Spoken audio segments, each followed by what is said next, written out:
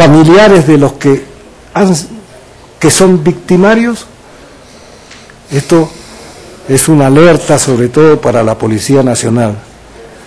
Otro punto de lo que sí es necesario diferenciar lo que es orden público, lo que es el orden interno y lo que es la seguridad ciudadana. El orden interno es un término que aparece en nuestra Constitución del año 79, pero que no se definió, no hubo una definición exacta. Sin embargo, escarbando los anales del Congreso, se determinó que era una situación de orden dentro de las organizaciones del Estado. Y si lo vemos dentro del punto de vista penal, ¿qué situaciones alteran el orden del Estado? Terrorismo, narcotráfico y las defraudaciones y contrabando en especial. Y últimamente la mixtura del narcotráfico con el contrabando.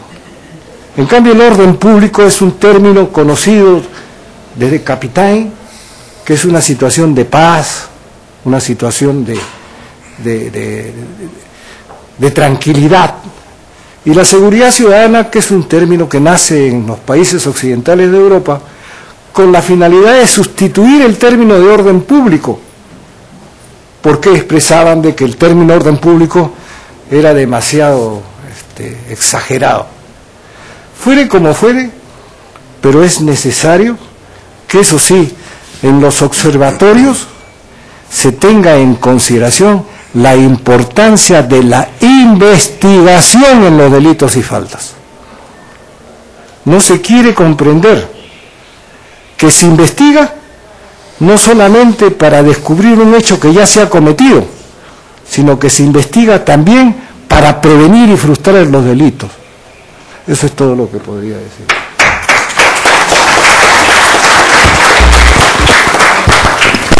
A lo dicho por los colegas profesores que me han antecedido, quiero añadir algo antes de dar paso a las preguntas del público.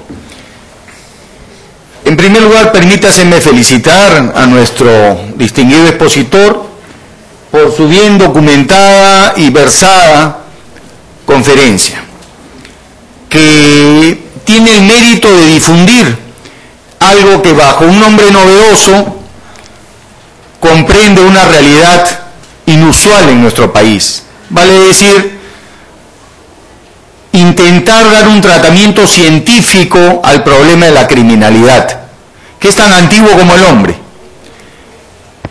Por esa razón, y teniendo en cuenta que este observatorio tiene un carácter instrumental, vale decir, debe servir para dar un tratamiento desde el punto de vista criminológico al crimen, y si somos partidarios de la criminología crítica, radical o politología del delito, no solo al crimen, también tendría que servir para prevenir, controlar y reducir los disturbios sociales, las situaciones problemáticas, los conflictos, los estados predelictivos, etc. De forma tal que este observatorio y este intento serio que por primera vez se aborda en el Perú debe ser integral y sistémico. Tal parece que esa sería la idea, a juzgar por la brillante exposición del licenciado Mesa. Sin embargo, considero que si esa es la intención, como debiera ser desde el punto de vista de la criminología, porque ésta enseña que el delito, que el crimen en una sociedad es un problema multidireccional, creo que hace falta incorporar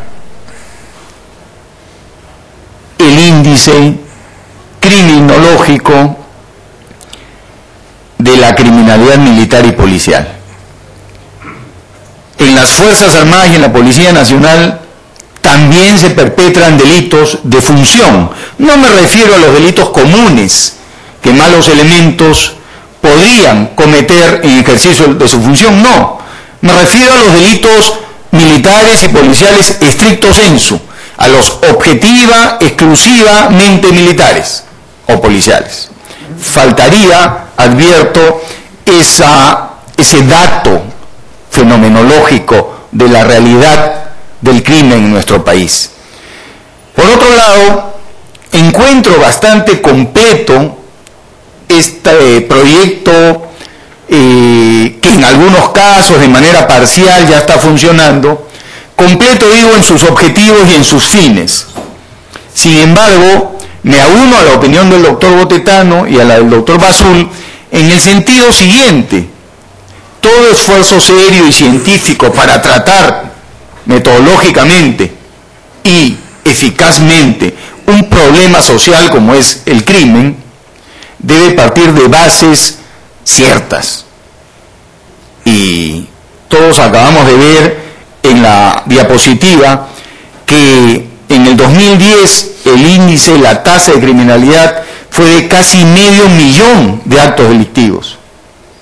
Pero antes, en otra diapositiva se nos había puesto de manifiesto que el 63% de personas no denuncia los delitos de los cuales son víctimas. Quiere decir entonces que ese 500.000 solamente es el 40%, de donde se desprende que la cifra negra de la criminalidad en el país es inmensamente superior a la cantidad de 500.000 de delitos en el 2010. Si esto no lo sinceramos, si las cifras no van a ser transparentes y por el contrario van a trastocar una realidad, entonces los resultados no van a ser halagüeños. Por eso es que yo tengo que felicitar también algo que expresó el licenciado Mesa cuando dijo de que se va a trabajar con las universidades. Creo yo que eso es un acierto, porque las universidades donde se forman los futuros profesionales en todas las disciplinas del saber humano y universal pueden aportar mucho desde el punto de vista académico del conocimiento a este esfuerzo que tiene que ser un esfuerzo nacional y no sectorial. Por último, creo yo que para sincerar estas cifras, para motivar, como dijo el maestro Bazul, a la ciudadanía a denunciar, superando ese muchas veces estado traumático de que por diversas razones, ¿no?, ajenas a la voluntad de los miembros de la policía, nuestra institución policial no hace nada, según la diapositiva. Creo yo que debe exacerbarse, debe excitarse el mecanismo educativo, con carácter previo, ¿no es cierto?, para estimular, motivar adecuadamente a los ciudadanos a denunciar, con carácter previo a la oficialización de este proyecto que lo encuentro sumamente útil e importante para la sociedad nacional. Quiero llamar la atención también sobre algo que trasciende de las diapositivas. Cuando los cuadros estadísticos muestran las razones por las cuales se percibe a diversas ciudades del Perú como inseguras, ¿no?, se advierte que lo que la ciudadanía pide es una restricción de libertades, que la ley zanahoria, como mencionó el criminólogo Mesa, que el toque de queda, etc. Y eso, de cara a un Estado social y democrático de derecho, es francamente impasable. No podemos construir una ecuación de combate al crimen con restricción de libertades. No. En democracia hay muchas maneras por las cuales se puede combatir al crimen sin afectar sensiblemente las libertades fundamentales del ciudadano. Dicho esto, quiero dar paso a las preguntas que seguramente habrán muchas, sobre todo de parte de nuestros distinguidos miembros de la Policía Nacional y de nuestros estimados alumnos, que recordarán en esta conferencia sus clases de criminología, ¿no?, de derecho penal y de criminalística, sobre todo teniendo en cuenta que un ataque, una lucha frontal contra la delincuencia no debe limitarse a una política penal. No se debe agravar las penas en la creencia que eso va a reducir el delito. Sarmiento, el gran estadista argentino, decía: si quieren cerrar las cárceles, entonces construyamos más escuelas. Muy bien. Las preguntas del caso. Adelante, señor. Doctor, cuando soy comandante de Policía Nacional Raúl Urbina Peña de la maestría de la Escuela Superior, cuando hablan de observatorio, vigilancia, encuestas, a mí me da bastante miedo, porque le abren al Estado una ventanita para que, lejos de atacar las causas o la etiología que ocasionan los delitos, se van a los resultados, es decir, a los efectos. Porque pareciera que quieren tener una sociedad disciplinaria en que todos estemos correctamente caminando por las vías públicas y que se nos ofrezcan normatividades regulares y que nosotros estemos calladitos sin reclamar. Y ese es el meollo del asunto. Observatorio para controlar, camaritas para vigilarnos y tener esa potestad del Estado, el sueño dorado de Orson Welles, el gran maestro, el gran profesor que nos ausculta y se mete hasta el lugar para controlarnos. Es el sueño de un Estado totalitario. Yo le pregunto si los resultados no deben ser buscar las consecuencias, es decir, poner más camaritas, más observatorios, más estadística y se va a solucionar el problema. No, debemos de atacar las causas. Y las causas se dan porque hay movimientos sociales que llegan a la violencia porque casualmente la normatividad está matada. Se habla de un Estado democrático en el cual las leyes no se les consultaron a ellos porque el Estado, poderosísimo con redes de poder tan eficientes, les obliga a aquellos que se adecúen a esas normas sin haberle consultado. Ese casualmente es uno de los orígenes. La pobreza también es estructural.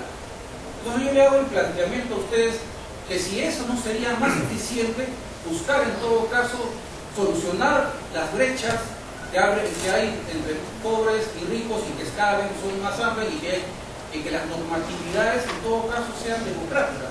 Es decir, consultarle a los interesados si esta ley está de acuerdo a sus intereses y no intereses de la red de poder. Gracias. Bien, gracias. No sé si alguien desea dar su opinión. ¿Yo? Bien. Bueno, yo estoy parcialmente de acuerdo con su posición. Coincidimos, por ejemplo, en que desde el punto de vista de la criminología, el delito jamás podrá ser erradicado de ninguna sociedad del mundo, porque es un fenómeno